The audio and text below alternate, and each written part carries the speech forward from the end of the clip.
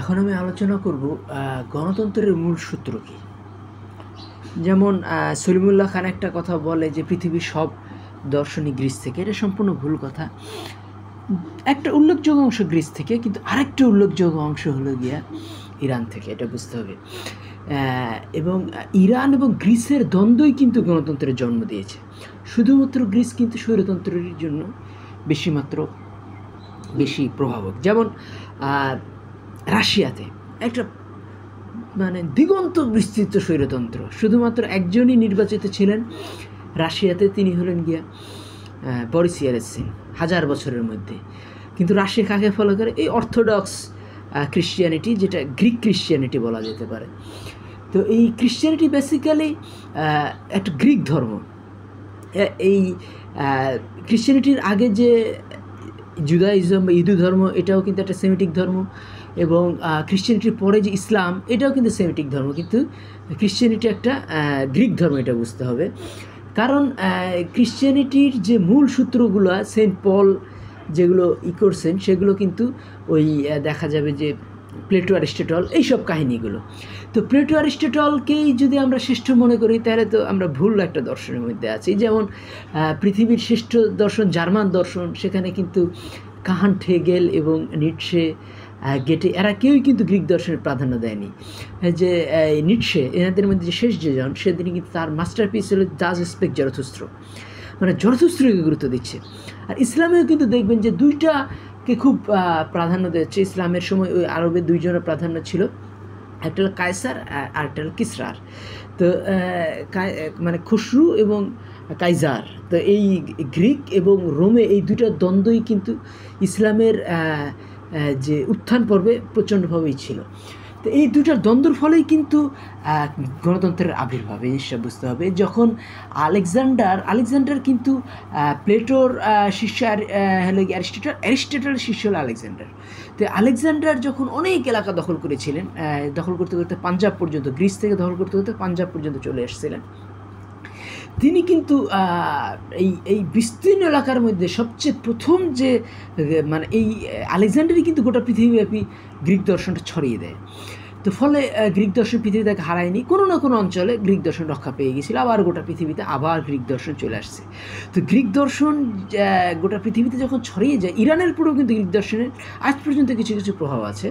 কিন্তু ইরানের গোটা পৃথিবীতে গ্রিক দর্শন ছড়িয়ে দেওয়ার পরেও গ্রিক দর্শনের ভিতরে সবচেয়ে বেশি, এবং গ্রিক দর্শন কিন্তু রোমানরা পর আত্মস্থ করে, এবং রোমানরা কিন্তু গোটা পৃথিবীতে একসময় গ্রিক দর্শন ছড়িয়ে দেয়। কিন্তু গ্রিক দর্শনের বিরুদ্ধে সবচেয়ে প্রথম প্রতিবাদটা কিন্তু করেছিল ইরানিরা, এটা বুঝতে হবে। তো ইরানির দর্শনের মূল সূত্র কি, এটা আমাদের বুঝতে হবে। যে জারাথুস্ত্র বলতেন যে আহুর মাজদা আর আহিরমান, একটা ভালোর আর খারাপের মধ্যে একটা পারপিচুয়াল লড়াই বা চিরন্তন লড়াই ছিল। এইটাই কিন্তু গণতন্ত্রের প্রধান সূত্র। তো এই জিনিসটা যখন আমরা বুঝতে পারবো, তখন কিন্তু আমরা গণতন্ত্রকে রক্ষা করতে পারবো। যে এই যে রবীন্দ্র যে সর্বেশ্বরবাদী চিন্তাভাবনা, রবীন্দ্র যে সুফিবাদ, সুফির মতে রবীন্দ্রনাথ কিন্তু বিরাট দাড়ি রেখেছিলেন, বিরাট একটা আলখাল্লা পড়তেন, এবং রবীন্দ্রনাথের গানগুলো অনেক ক্ষেত্রে সুফিবাদ। কিন্তু এই সুফিবাদ কিন্তু আসল সুফিবাদ, ইসলামী সুফিবাদ না, এটা হলো গিয়ে মৃত্যুমুখী সুফিবাদ, যেগুলো জীবনমুখী সুফিবাদ না। এর ফলে কিন্তু আমরা দেখব যে উত্তর ভারত, দক্ষিণ ভারতে সায়েন্সে নোবেল প্রাইজ পেয়েছে, কিন্তু ঢাকা, কলকাতা 30 কোটি লোক আজ পর্যন্ত সায়েন্সে একটা নোবেল প্রাইজ পায়নি। কারণ এটা হলো গিয়ে মৃত্যুবাদী সুফিবাদ, যেটা জীবনবাদী সুফিবাদ না।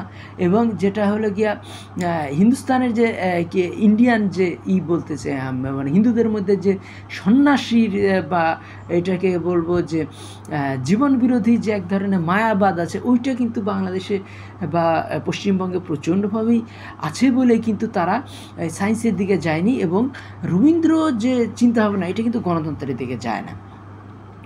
এই জন্য কিন্তু আমরা দেখব যে যখনই রবীন্দ্র ভাবাপন্ন শেখ মুজিব দেশে আসছে, তখন বাকশাল হয়েছে। আর শেখ হাসিনা যখন আসছে, তখন কিন্তু তারা এই একটা মানে 14 বছরের একটা মানে ফ্যাসিবাদ কায়েম করেছে। তো এই ফ্যাসিবাদী বিরুদ্ধে প্রতিবাদ করেই কিন্তু আমাদের এই জুলাই রেভলিউশনটা আসছে। ফলে এখানে গণতান্ত্রিক যে চেতনা সেইটাকে বিকাশ করার জন্য আমাদেরকে ওই ইরান এবং গ্রিসের যে মোকাবেলা এইটা আমাদের বোঝার চেষ্টা করতে হবে যে ইরান কিন্তু ওই ইরানেই কিন্তু প্রথম গ্রিসের বিরুদ্ধে প্রতিবাদটা শুরু হয় এবং গ্রিসকে তারা ছুঁড়ে ফেলে। কিন্তু তারপরেও গ্রিস আর ইরানে কিন্তু গ্রিস এবং রোমের মধ্যে দ্বন্দ্বটা ছিলই। এরপর এইসব দ্বন্দ্বের ফলে কিন্তু ইরানে দ্রুজ ধর্ম এবং বাহাই ধর্মের উৎপত্তি ঘটে এবং ইসলামের চূড়ান্ত বিকাশও কিন্তু ইরানে ঘটে। যে আমরা জানি রুমি এবং সাদি ইসলামী আদর্শের যে শ্রেষ্ঠ কবিগুলা তারা কিন্তু ইরান থেকে আবির্ভূত। তাহলে ইরানের কি একটা বিষয় ছিল যে এই যে এত চমৎকার চমৎকার দর্শন ইরানে, কারণ ইরানে দুটা জিনিসের প্রচণ্ড সংঘর্ষ হয়েছে, সেটা হলো ইরানি দর্শন এবং আর একটা গ্রিক দর্শন। তো এই জিনিসটা থেকেই কিন্তু পরবর্তীতে আমরা দেখব যে এই নাম কি বলে আলজাবরা মানে গণিতের একটা বিশাল অংশ কিন্তু ইসলাম থেকে সিস্টেমেটিক যদি আমরা দেখি যে গণিতকে করার সিস্টেমেটাইজ করার যে চিন্তাভাবনা সেটা কিন্তু ইরানেই প্রথম আসছিল। তাহলে জ্যামিতি আসছে গ্রিস থেকে, এটা জিনিসটা আমাদের বুঝতে হবে যে বা মিশর থেকে, এবং গ্রিক কলোনি ছিল মিশর ওই সময় অনেক ক্ষেত্রেই। তো কাজেই ইউক্লিড, পিথাগোরাস এবং টলেমি এই তিনজনই কিন্তু গ্রিক, এটা আমাদের বোঝার চেষ্টা করতে হবে। তো এই টলেমি কিন্তু আবার মিশরের রাজা ছিলেন। তো এই জিনিসগুলো বুঝতে হবে, কিন্তু তিনি গ্রিকের অনুসারী ছিলেন। তো এই জিনিসটা আমাদের বুঝতে হবে যে যা এই গ্রিস থেকে আসছে জ্যামিতি আর অ্যালজাবরা আসছে হলো গিয়া ইরান থেকে। তো এই দুই জায়গা থেকে কিন্তু ফিলোসফির উৎপত্তি, যেটা সলিমুল্লাহ খান বুঝতেও পারেননি। পড়াশোনা তো বাংলাদেশিদের খুবই কম, এরা টিভিতে এসে বকবক করেন বেশি। আর সলিমুল্লাহ খান আপনি দেখবেন যে 300 কেন আপনি 2-3 হাজার ভিডিও পেয়ে যাবেন টিভিতে এসে বকবক করছেন। তাহলে তিনি বুঝতেও পারেননি যে ফিলোসফির দুইটা কেন্দ্র আছে, একটা গ্রিস আর একটা ইরান। তো মানে তিনি বারবারই প্যাক প্যাক প্যাক প্যাক করতে থাকেন যে ফিলোসফির সব গ্রিস থেকে। এটা ভুল। ফিলোসফির একটা প্রধান অংশ গ্রিস থেকে, আরেকটা প্রধান অংশ ইরান থেকে। তো এই দুইটারই যখন মিশ্রণ ঘটেছে তখনই কিন্তু গণতন্ত্রের আবির্ভাব হয়েছে। এবং এইটাই আমাদের বোঝার চেষ্টা করা উচিত যে এই থেকে আর কি নাম কি বলে গ্রিস এবং ইরানের দ্বন্দ্বের ফলেই দেখা যাবে যে কোরআন শরীফে পর্যন্ত বা হাদিসে ওগুলো আসতেছে যে কায়সার এবং কিসরার।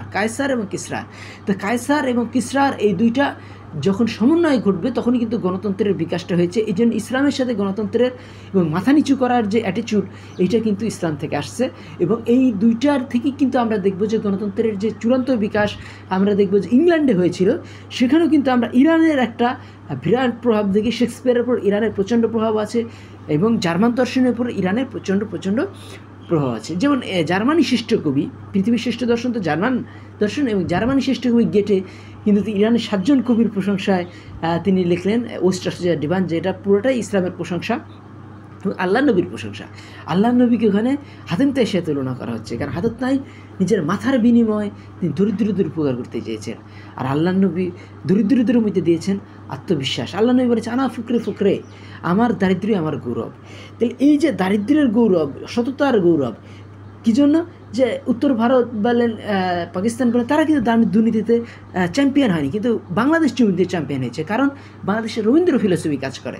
কিন্তু উত্তর ভারতে, দক্ষিণ ভারতে, পাকিস্তান ইকবালের ফিলোসফি কাজ করে। আর ইকবাল ইসলামী দর্শনটাকেই গোটা বিশ্বে ছড়িয়ে দিয়েছেন, ভারতে ছড়িয়ে দিয়েছেন।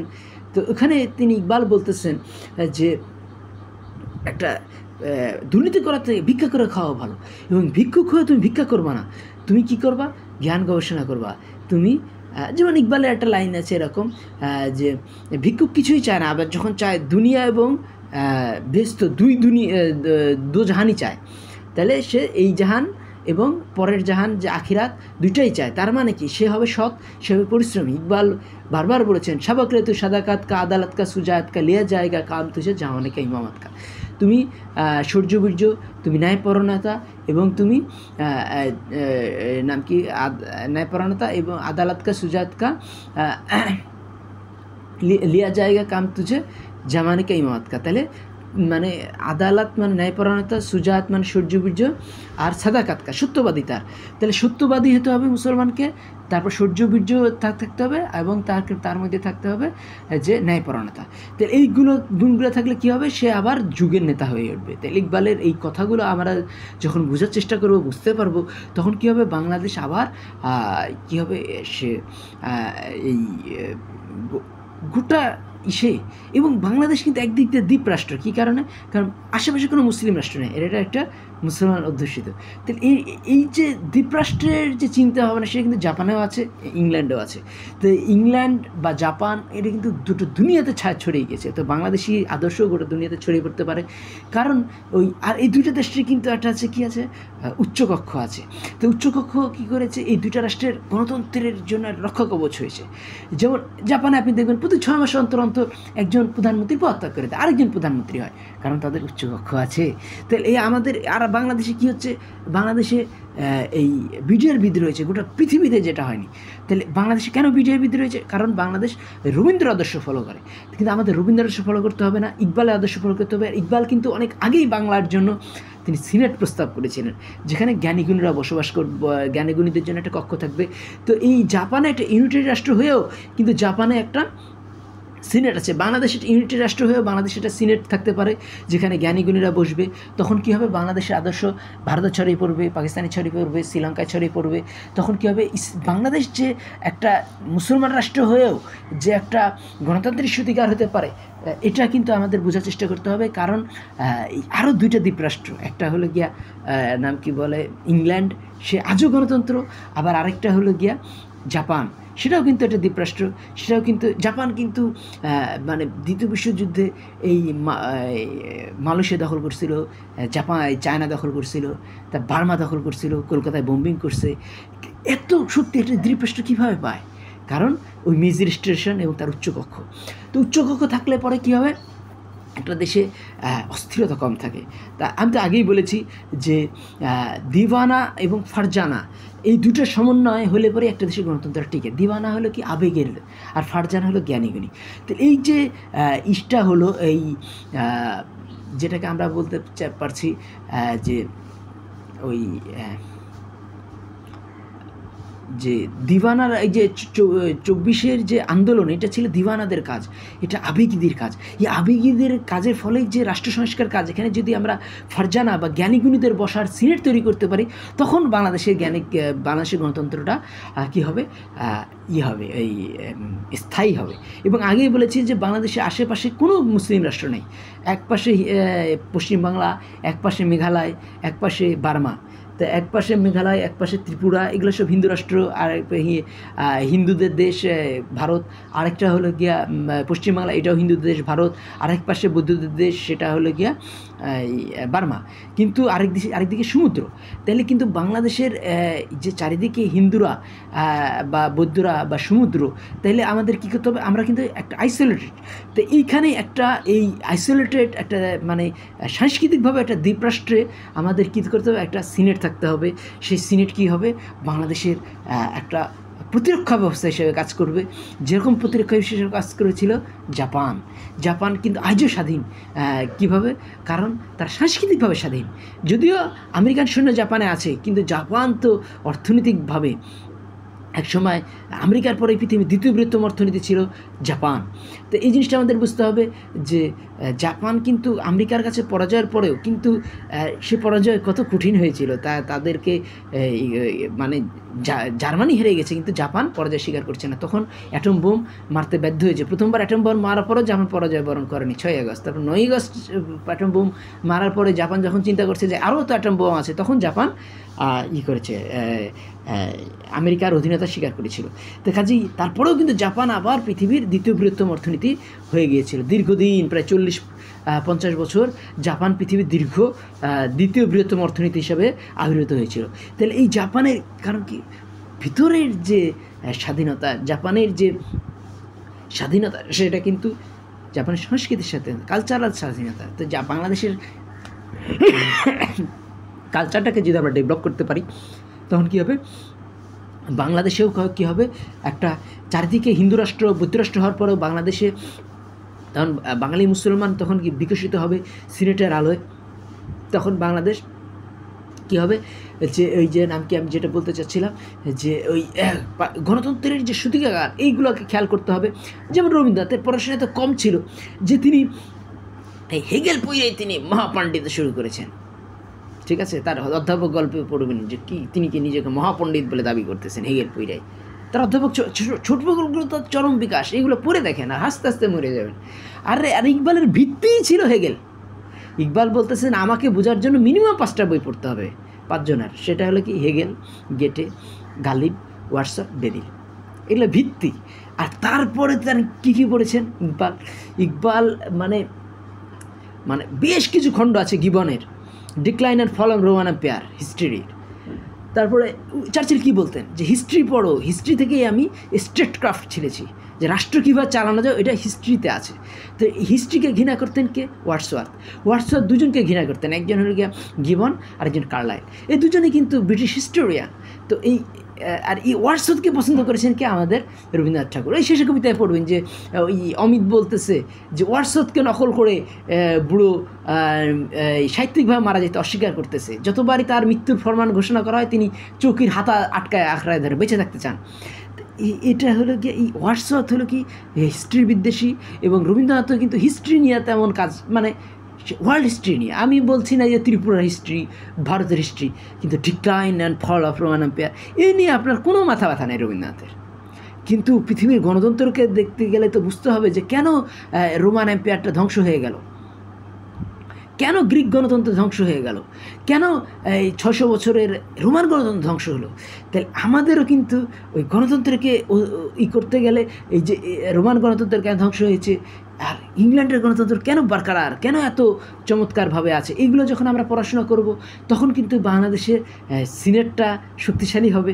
এবং বা এই 24শে গণতন্ত্রের পরে এইসব পড়াশোনার যারা লোক আছে, আপনি দেখবেন যে এই শেলিংয়ের নিয়ে বাংলায় ভিডিও, নিশ্চয়কে নিয়ে অহরহ বাঙালি মুসলমান এখানে চর্চা করছে। তাহলে এই নিশ্চয় বুঝতে গেলে কি নিশ্চয় কিন্তু এত সহজে পাকিস্তানিরা অনেক ক্ষেত্রে বুঝতে পারে না, কিন্তু বাঙালি মুসলমান নিশ্চয় চর্চা করছে।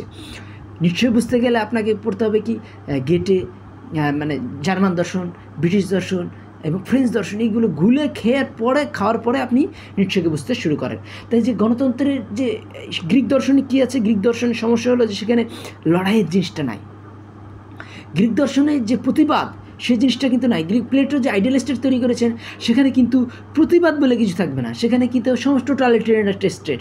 তো এই গ্রিক দর্শনই কিন্তু পরে কমিউনিস্টদের মধ্যে আইসা টোটালিটেরিয়ান স্টেট, বা এই যে রাশিয়াতে যে একটা সর্বনিয়ন্ত্রক স্টেট, যেখানে গণতন্ত্র নাই, যেখানে প্রতিবাদ নাই, সেটা কিন্তু এই রাশিয়াতে প্রচণ্ডভাবেই, এবং কিন্তু রাশিয়াতে কোনো উচ্চকক্ষ নাই। এটা কিন্তু রাশিয়ার একটা গণতন্ত্রের একটা দুর্বলতা, এবং সেখানে গণতন্ত্র বলে কিছু নাই। এবং 1000 বছর রাশিয়ার আজ পর্যন্ত যদি আমি ধরি, পুটিন পর্যন্ত একজনও নির্বাচিত না, শুধুমাত্র একজনই রাশিয়া নির্বাচিত ছিলেন, তিনি বরিস ইয়েলসিন। তা এই জিনিসটা আমাদের বুঝতে হবে যে এই রাশিয়ার আমরা অর্থোডক্স খ্রিশ্চানিটিকে ঘৃণা করব, যে খ্রিশ্চানিটিটাকে এই ইসিদি দ্বারা, ওই যে নাম কী বলে সেন্ট পলের খ্রিশ্চানিটি, যেটা আসলে একটা গ্রিক ধর্ম, যেটা কোনো আবিষ্কারকে তারা করে না, গণতন্ত্রকে তারা প্রমোট করে না, আবিষ্কারকে প্রমোট করে না। তাহলে আমাদের কী করতে হবে যে শুধু গ্রিস ইজ নট এনাফ, আমাদের গ্রিস এবং রোমের দ্বন্দ্বটা বুঝতে হবে, ইসলামকে বুঝতে হবে, ইসলামের যে মাথা উঁচু ফিলসফি, যে না এই যে হজরত উমরকে যে প্রতিবাদ করেছে জনগণ, যে তোমার এই গোটা কাপড়ের চাদর হলো, গোটা কাপড়ের একটা জুব্বা কী করে হলো, যেহেতু জনগণের পক্ষে গোটা চাদর, গোটা জামার মতো কাপড় বরাদ্দ হয়নি। এটা কিন্তু গণতন্ত্রের মূল সূত্র। এবং এই যে উচ্চকক্ষ আর নিম্নকক্ষের মধ্যে বিরোধ, এটাও কিন্তু একটা আবার রাজার সাথে জনগণের বিরোধ, এগুলো কিন্তু গণতন্ত্রের একটা মূল অংশ। এই বিরোধগুলোকে কে প্রোপাগেট করেছে? ইরান বলছে কি জারভান যে জন্ম দিয়েছে কি আহিরমান আর আহিরমান, জারভান হলো সময়, তাহলে কী দিয়েছে? আহিরমান এবং নাম কি বলে, আহিরমান এবং আরেকটা হলো গিয়া আহুরমাজদা। তা আহুরমাজদা আর আহিরমান দুই ভাই, এরা একজন হলো আলোর প্রতিনিধি, আরেকজন অন্ধকারের প্রতি। আলো অন্ধকারের যে চূড়ান্ত দ্বন্দ্ব, এটাই কিন্তু গণতন্ত্রের মূল সূত্র। যেহেতু গ্রিক গণতন্ত্র হারিয়ে গেছে, কিন্তু ব্রিটিশ গণতন্ত্র হারাচ্ছে না। কারণ কি, হ্যাঁ, এরা এই ব্রিটেনের পরে শুধু ইসের প্রভাব নাই, গ্রিসের প্রভাব নাই। শেক্সপিয়ারের গণতন্ত্রের মূল প্রাণশক্তি কার? ইংল্যান্ড। এটা আমার অনেক ভিডিওতে আপনি পাবেন। তো কিন্তু এই শেক্সপিয়ারের এই যে নাটকগুলোর উপরে ইরানের প্রচণ্ড প্রভাব আছে, এবং এইগুলা শেক্সপিয়ার নিজে স্বীকার করেনি। কিন্তু শেক্সপিয়ার আরেক ভক্ত গেটে, যিনি জার্মানের শ্রেষ্ঠ মানে কবি, তিনি কিন্তু ইরানের 7জন কবির স্বীকার করেছেন, ঋণ স্বীকার করেছেন, এবং ইসলামকে তিনি বলতেছেন অ্যাটলাস বা বিশ্ব সভ্যতার ধারক। তো অ্যাটলাস দেবতা সম্পর্কে আপনারা সবাই জানেন যে আকাশ যখন ধসে পড়েছিল, তখন দেবরাজ জিউস তখন সেই আগেকার টাইটানকে মানে আকাশকে রক্ষা করা বা বিশ্ব সভ্যতাকে রক্ষা করার দায়িত্ব দিয়েছিলেন। তো সেই অ্যাটলাস নাম অনুসারে কিন্তু ম্যাপের নাম, কারণ অ্যাটলাস যেমন আকাশকে ধরে রাখে, এই ম্যাপ কিন্তু পৃথিবীর বিভিন্ন মানচিত্রকে ধরে রাখে। তো এই অ্যাটলাস বলেছিলেন কি গেটে, অ্যাটলাস হিসাবে তুলনা করেছিলেন গেটে ইসলামকে। তো ইসলাম হলো বিশ্ব সভ্যতার ধারক ও বাহক। এই জিনিসটা যখন আমরা বুঝতে পারবো, তখনই আমরা গণতন্ত্রকে বুঝতে পারবো, আমরা ইরানকে বুঝতে পারবো, আমরা এই ব্রিটেনকে বুঝতে পারবো, আমরা কাকে বুঝতে পারবো, গ্রিসকে বুঝতে পারবো প্রপারলি, এবং আমরা জাপানকে বুঝতে পারবো। তখন আমরা কী করবো, একটা সিনেট ডেভেলপ করবো, যারা হবে জ্ঞানী গুণী, যারা বাংলাদেশের গণতন্ত্রের রক্ষক এবং বাংলাদেশি আদর্শকে গোটা বিশ্বে ছড়িয়ে দেবে। আমার কথাগুলি ভালো লাগলে আমার চ্যানেলটি সাবস্ক্রাইব করুন এবং লাইক বাটন ক্লিক করুন। ধন্যবাদ।